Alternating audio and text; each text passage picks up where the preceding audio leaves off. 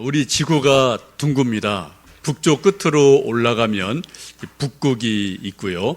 남쪽 끝으로 내려가면은 남극이라는 곳이 있습니다. 이 북극과 남극은 온통 얼음과 눈으로 덮여져 있지요. 가끔 남극에서 이상한 특이한 기상 현상들이 일어나곤 하는데 그것을 일컬어서 화이트 아웃이라고 말합니다. 우리말로 번역하면 순백 현상이라고 번역을 할 수가 있을 것 같습니다.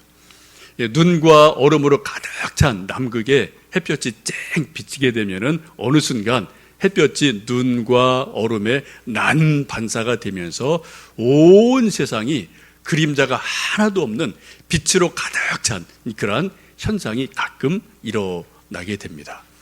한번 여러분 상상을 해보십시오.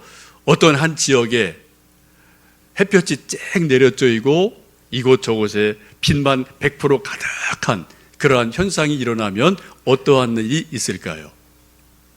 빛만 가득하다는 것은 그림자가 없다는 겁니다. 이런 빛만 가득 찬 현상이 일어나게 되면 사람들이 거리감을 알 수가 없습니다. 또 형체를 알 수가 없어요.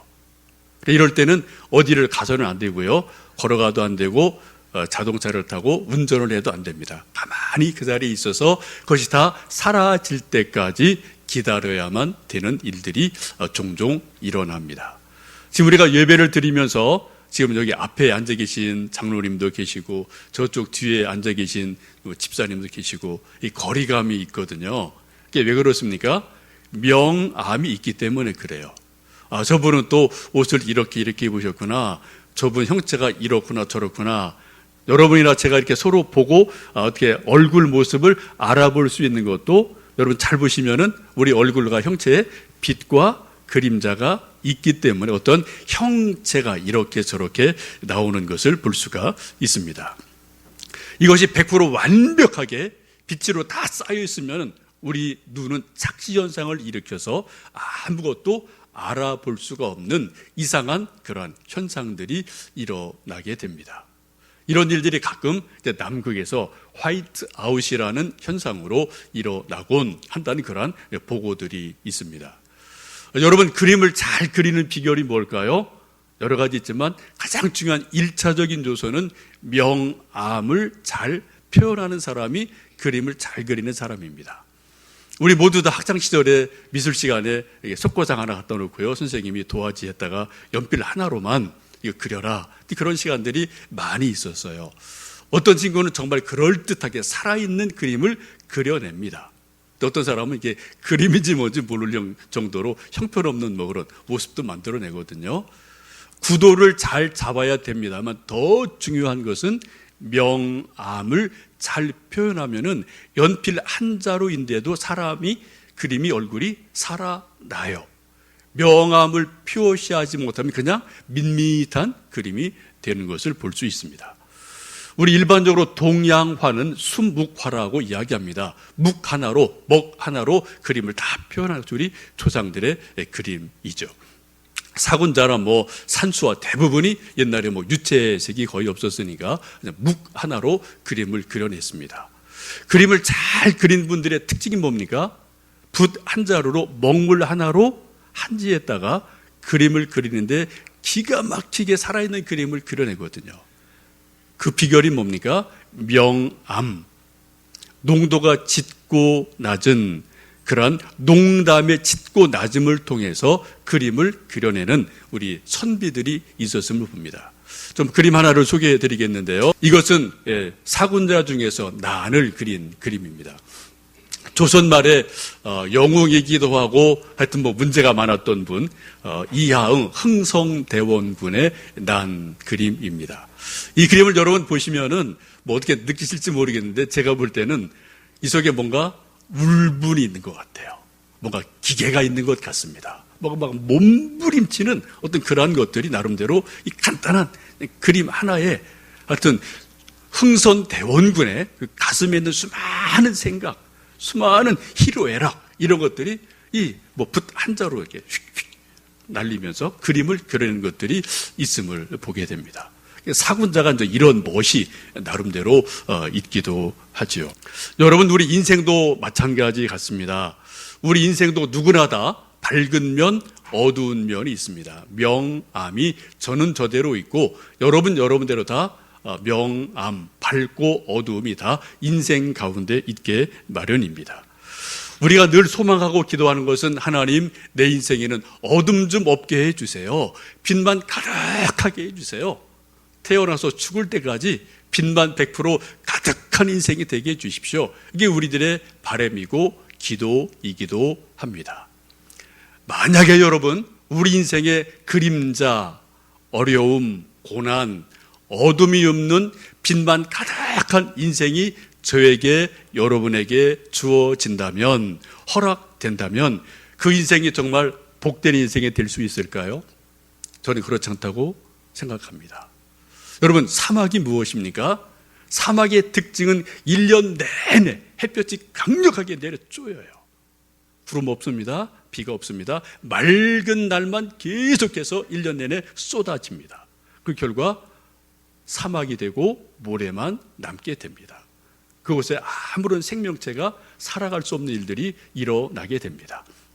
가끔은 땅에 비가 내리고 천둥번개가 내려치고 눈이 내려서 꽁꽁 얼어붙기도 하고 또 비가 와서 질퍽거리기도 하고 때로는 건조하기도 하고 이런 과정을 계속 거치면서 땅이 부서지고 옥토가 되어집니다. 그리고 그 옥토 속에서 농사를 짓고 나무를 심고 꽃을 피우는 것이 우리 인생들이거든요.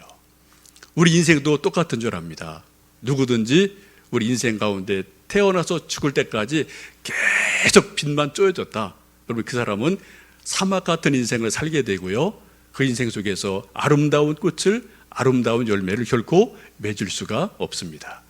우리가 일반적인 역사 속에서도, 성경 속에서도 여러분이 아시는 주변에 이런저런도 보시면은 인생의 한가운데 엄청난 시련이 있고 고난이 있고 연단이 있었음에도 불구하고 그것을 믿음으로 헤쳐나간 분들이 뭔가 작품을 만들어내요. 간증거리가 있어요. 인생에 뭔가 열매를 만들어내거든요. 태어나서 죽을 때까지 오기야 금이야 잘한 분들 여러분 그냥 아주 밋밋한 삶을 살고요. 별로 남기는 거 없습니다. 여러분, 꼭 시련이나 연단이 우리에게 나쁜 것은 아니다라는 것을 우리 자연 속에서, 주변의 인생 속에서, 성경의 수많은 인물들 속에서 우리는 얼마든지 볼 수가 있습니다. 지금 우리가 함께 읽으신 말씀은 이 세상에서 가장 지혜로운 왕 솔로몬이 자기 인생을 고백하는 전도서를 지금 지난주, 이번주 계속해서 저희들 읽고 있습니다. 그 말씀 가운데 한 부분인데 우리 다시 한번 14절 말씀을 읽어 보시겠습니다. 곤고한 날에는 기뻐하고 형통한 날에는 기뻐하고 곤고한 날에는 되돌아보아라. 이 두 가지를 하나님이 병행하게 하사 사람이 그의 장래일을 능히 헤아려 알지 못하게 하셨느니라. 아멘. 솔로몬의 인생을 잘 살펴보니까 또 자기가 살아보니까 인생에는 두 날이 있다는 겁니다. 하나는 형통한 날이 있어요. 행복하고 건강하고 모든 일이 다 순조롭게 풀려가는 그러한 시절이 있고 호시절이 있고 그런 좋은 날들이 있어요. 또 한편에 어떻게 해요? 곤고한 날이 있다는 겁니다. 병이 들고 고난을 당하고 가난하고 사업이 망하기도 하고 자녀들이 속을 썩이기도 하는 어떤 그런 곤고한 날이 또 한쪽에는 있더라라고 지금 전도서를 통해서 솔로몬이 고백을 합니다. 여러분도 동의하시죠? 지금까지 살아오신 모든 날 돌아보시면 한쪽에는 형통한 날이 있으셨어요. 한쪽에는 곤고한 날이 저나 여러분 다 있으셨을 겁니다. 창세기를 보시면 하나님께서 천지를 창조하시고 하루를 만들어 가시는데 반은 낮이라고 밝게 해주셨고 밤을 또 반을 만들어 놓으셔서 어둡게 해 놓으셨습니다. 밤과 낮이 어우러져서 하루를 만들어 놓으셨고 우리 인생들은 그 하루를 밤과 낮으로 계속해서 살아갑니다. 그렇게 10년, 50년, 60년 우리가 살아와서 지금 이 자리에 저는 저대로 있고 여러분은 여러분대로 있으신 거예요. 또 계절을 봐도 봄, 여름, 가을을 주셨습니다. 우리 생각에 늘 봄만 같아라 라고 생각할지 모르겠지만 그러면은 좋은 열매를 맺을 수가 없어요. 봄이 있어야 되고 무더운 여름이 있어야 되고요. 또 선선하고 건조한 가을이 있을 때 비로소 곡물이 자라고 열매를 제대로 맺을 수가 있습니다. 봄, 여름, 가을, 겨울, 이 사계절, 이 세상에 하나님이 만들어 주셔서 우리 인생들로, 꽃들로, 곡식들로 자라게 하시고 열매를 맺게 하시는 놀라운 섭리가, 신비가 계절 속에 있음을 보게 됩니다. 오늘 말씀 보시면 하나님께서 형통한 날과 곤고한 날을 어떻게 해요? 병행하게 하셨다라고 말씀합니다. 기가 막힌 말씀이에요. 우리 생각에는 하나님, 내 인생에 형통한 날만 있게 해주세요. 이게 우리의 소망이고 기도죠. 저나 여러분 새벽마다 기도하는 게 뭡니까? 하나님, 제 인생에, 우리 자녀의 가정에 형통한 일만 있게 해주세요. 이게 우리의 기도의 대부분 내용이죠. 우리가 이렇게 소망을 합니다. 근데 사실 살다 보면 결코 그렇지 않다는 것을 우리가 깨닫고 몸부림칠 때가 참으로 많아요. 하나님은 형통한 날과 곤고한 날을 어떻게 해요? 병행하게 하셨다라고 성경은 분명히 말씀합니다. 우리가 원든 원치 않든 이해를 하든 못하든 우리 인생 가운데 때때로 곤고한 날도 분명히 있다라고 성경은 말씀을 합니다. 여러분, 왜 우리 하나님께서, 사랑의 하나님께서 우리 인생들에게 형통한 날만 주지 않으시고 때로 곤고한 날도 허락을 하실까요? 우리 생각이 그렇게 기도하고 생각하죠. 하나님, 내게 형통한 일만 주시면 내가 열심히 충성하겠습니다. 내가 주님만 섬기겠습니다. 내가 100% 주님 사랑할게요. 우리가 이렇게 다짐하고 수많은 날 기도를 합니다. 여러분, 과연 그럴까요? 우리가 곤고함이 아무것도 없이 100% 계속 형통한 날이 계속된다면 우리 하나님을 더 잘 섬길까요? 우리가 알아요. 그거 오래 못 갑니다. 1년 못 가요. 몇 달 가면 어느새 우리가 다른 데로 걸어가고 있는 모습을 우리가 많이 스스로가 보아오지 않았습니까? 그래, 지금 전도서에서는 이 두 가지 일을 병행하게 하사 사람들로 하여금 그것을 알지 못하게 하셨다라고 말씀합니다. 그래서 우리가 부르는 가스펠이 뭐예요? 내일 일은 난 몰라요. 하루하루 살아요. 이게 우리의 때로 주제가이기도 한 것이죠. 만약 우리 사람들이 장래일을 다 안다면 어떤 일이 일어날까요? 내일 될 일, 1년 후에 될 일, 10년 후에 될 일을 다 한다면 어떤 일이 일어날 것 같습니까? 우리가 그런 신통력이 있다면 몇 달, 1년은 정말 좋을 것 같습니다. 신날 것 같아요. 근데 그런 것을 우리가 다 알고 몇 달을 살다 보면은 내일이 그날이 그날이에요. 1년 후가 그날이 그날이에요. 10년 후가 그날이 그날입니다. 왜요? 내가 다 알고 있는데요. 내가 다 아는 대로 되어지는데요. 그럼 그 결과가 무엇이겠습니까? 아무런 기대가 없어요. 긴장이 없어요. 소망도 없어요. 열심도 없습니다. 왜요? 내가 다 알고 있거든요. 소위 세상에서 말하는 것처럼 김 빠진 맥주와 같은 그러한 밋밋한 삶을 살아갈 수밖에 없을 겁니다. 우리가 가끔 긴장하고 몸부림을 치고 애를 쓰는 것은 내일 일을 내가 아무리 궁리해도 알 수가 없다는 것입니다. 도대체 예측할 수가 없다는 거예요. 내가 예측을 했는데도 맞을 확률이 그렇게 높지 않기 때문에 우리가 더 기도하고요, 더 긴장을 하고요, 애를 쓰고 뭔가를 만들어가는 일들이 우리에게 있기도 합니다. 전도서 3장을 보시면 하나님이 하시는 일의 시종을 사람으로 측량할 수 없게 하셨도다. 이같이 행하심은 사람들이 하나님을 경외하게 하려 하심이라고 말씀하고 있습니다. 곤고한 날, 형통한 날, 이것이 언제 어떻게 우리에게 다가올지를 알 수 없기 때문에 역설적으로 우리 인생들이 하나님을 경외하게 됩니다. 하나님을 의지하게 되어 하나님께 기도하게 된다는 것입니다. 우리가 학창시절에 다 경험한 것인데, 여러분, 지혜로운 선생님은 열심히 시험 문제를 냅니다. 수학, 국어, 사회, 영어 열심히 시험 문제를 어렵게 난이도를 따라서 시험 문제를 내요. 그리고 언제 시험 본다 공고를 합니다. 그리고 선생님은 답을 100% 다 알고 계세요. 근데 답을 절대로 학생들에게 보여주지를 않습니다. 만약에 시험 문제를 까다롭게 어렵게 내고 시험 보기 전날 선생님이 내가 너희들을 정말 사랑하니까 내가 정말 좋은 선생님이니까 답 알려줄게 와라 해서 답을 다 공개했다. 여러분 그 선생님 좋은 선생님 절대 아닙니다. 그 선생님은 선생님의 자격이 없는 사람이에요. 그렇죠? 정상적인 선생님이라면 시험 문제를 다 만들어내고 그리고 답을 알고 있음에도 불구하고 답을 학생들에게 알려주지를 않습니다. 왜요? 그래야지 공부하거든요. 진짜 실력이 나오거든요. 실력이 향상되거든요. 여러분, 우리 인간인 선생님들도 우리 학생들에게 실력을 더 자라나기 위해서 이렇게 애를 쓰고 답을 알려주지 않는 것처럼 우리 하나님도 동일하십니다. 우리 인간들이 좀 더 믿음의 사람이 되고 성숙한 사람이 되고 하나님 닮은 사람이 되기 위해서 인생의 수많은 이런 고난, 형통함이 우리에게 이렇게 저렇게 있다는 것입니다. 근데 그 답을 하나님은 알고 계셔요. 우리가 욥기 보지 않으셨습니까? 하나님은 알고 계셔요. 근데 그 답을 그때그때 우리에게 당장 보여주지를 않으십니다. 우리는 죽을 맛이죠. 왜 지금 형통하다 갑자기 곤고함이 왔는지 이해가 안 될 일이 많거든요. 그때 어떡하라고요? 우리가 바로 기도하도록 우리를 이끌어 가시는 것을 보게 됩니다. 오늘 말씀을 보시면 우리가 인생을 살며 형통한 날을 경험하고 곤고한 일을 경험할 때가 있는데 그럼 그때 우리가 어떻게 대처해야 되느냐라는 것을 솔로몬이 지혜롭게 가르쳐 주고 있습니다. 형통한 날에는 기뻐하라라고 말씀을 합니다. 여러분, 형통할 때는 기뻐하십시오. 즐거워하십시오. 행복하게 삶을 누리시면 좋겠습니다.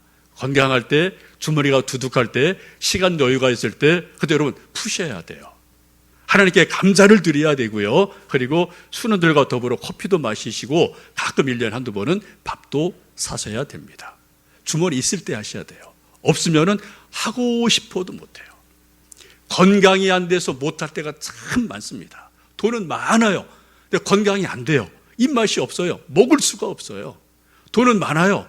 일 때문에 시간이 하나도 없어요. 눈코 뜰 데가 없을 때가 있거든요. 돈 있으면 뭐합니까? 시간이 없는데 돈을 쓸 수가 없는 일들이 일어나거든요. 또 반대가 있죠.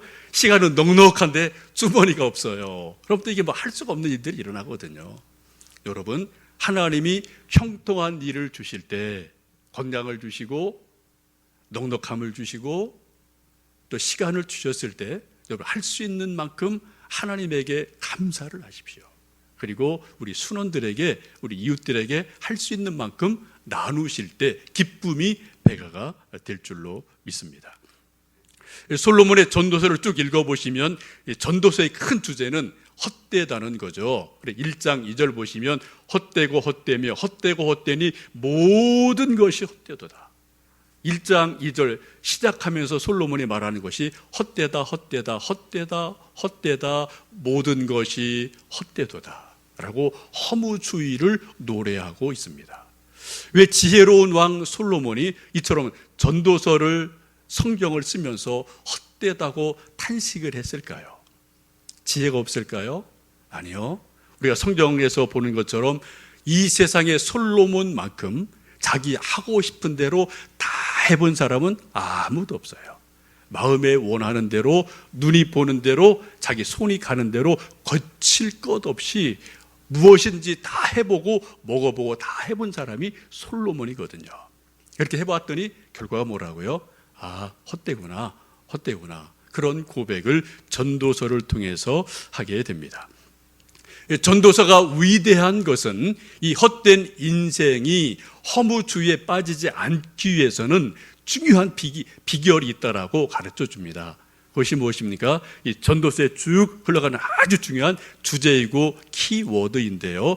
하나님이 내게 주신 분복을 누려라 라고 말씀을 하고 있어요. 하나님께서 저에게 또 여러분에게 주신 분복, 각자 몫이 있습니다. 어떤 분은 건강을 주셨고요. 어떤 분은 물질을 주셨고 어떤 분은 재능을 주셨고 뭔가 다 나름대로 크든 작든 주신 그 분복이 있거든요. 그 분복을 어떻게 해요? 누려라 라고 말씀합니다. 분복을 누리면서 감사한 마음을 갖는 것이 허물을 이기는 가장 강력한 길인 것을 전도서는 말씀하고 있습니다. 여러분 다 느끼지 않으십니까? 벌써 여름 지나고 가을 됐어요. 우리 남자들도 이제 가을 바람을 솔솔 불면 괜히 마음이 싱숭생숭하고요. 허전한 게 있거든요. 이 나이 먹어서 좀 더 할지 모르겠습니다. 그 허전해지는 마음, 쓸쓸해지는 마음, 또 허무에 살짝 물들어가는 마음을 어떻게 이겨낼 수가 있겠습니까? 그 비결은 딱 한 가지예요.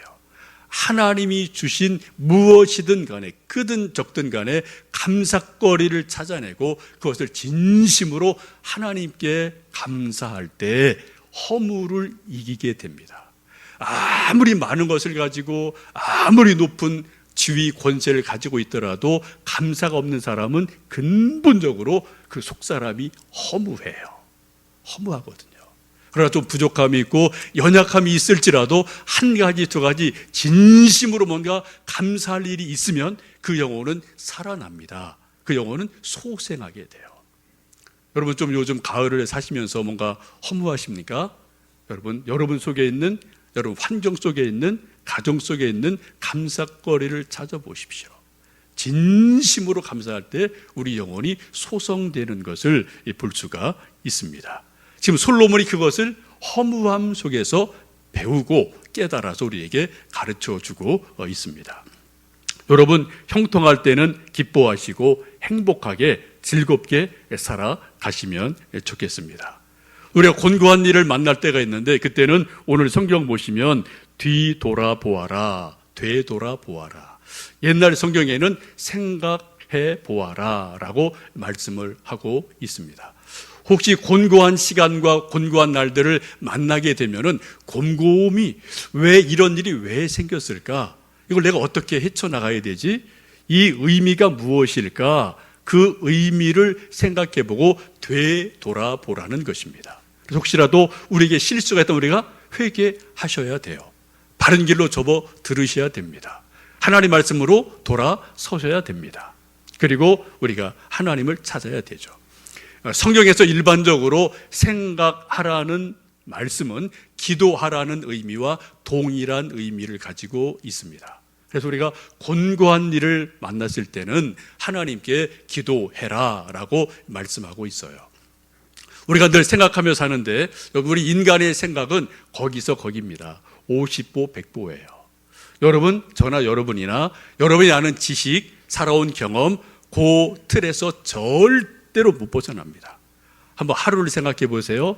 열흘을 생각해 보세요. 1년 생각해 보세요. 결론은 비슷해요. 똑같아요. 왜요? 저는 저의 한계가 철저하게 있고요. 여러분들은 철저하게 한계가 다 있으시거든요. 그래서 자기 생각의 틀을 절대로 그 이상 벗어날 수가 없거든요. 우리가 기도하는 이유가 뭡니까? 기도하는 것은 하나님 앞에서 하나님을 바라보고 생각하는 것이지 않습니까? 하나님 말씀을 읽고 묵상하고 말씀을 생각하는 거지 않습니까? 그때 우리 인간의 생각을 뛰어넘는 하나님의 생각이 우리 속에 들어오게 돼요. 성령의 감화 감동이 우리 속에 임하게 되고 성령의 조명하심으로 내 생각을 확 뛰어넘는 하나님의 생각이 우리 속에 들어오게 될 때 그때 우리 눈이 번쩍 뜨입니다. 우리가 틀이 커지게 돼요. 우리가 먼 것을 바라볼 수 있고 현상이 아니라 진짜 그 속에 있는 것을 보는 눈들이 우리가 하나님 앞에서 기도할 때 생각할 때 비로소 일어나는 것을 보게 됩니다. 사도 바울이 말씀하죠. 육의 생각은 죽음이다. 그러나 영의 생각은 생명이다. 라고 말씀하시면서 우리에게 계속 육의 생각을 따르지 말고 영의 생각을 따라가라. 하나님 앞에 기도해라. 라고 우리에게 권면하고 있습니다. 여러분 지금 저희들이 솔로몬의 전도서를 읽고 말씀을 나누고 있습니다. 지금 솔로몬이 인생에는 형통한 날도 있고 곤고한 날도 있다.